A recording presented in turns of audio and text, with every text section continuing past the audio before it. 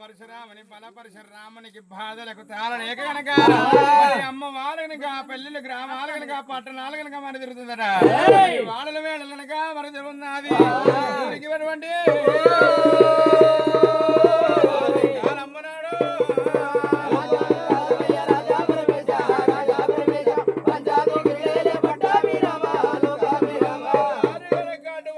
అష్టపద్దెనిమిది వర్ణ జాతి నీళ్ళలో పోతుందట అమ్మవారు.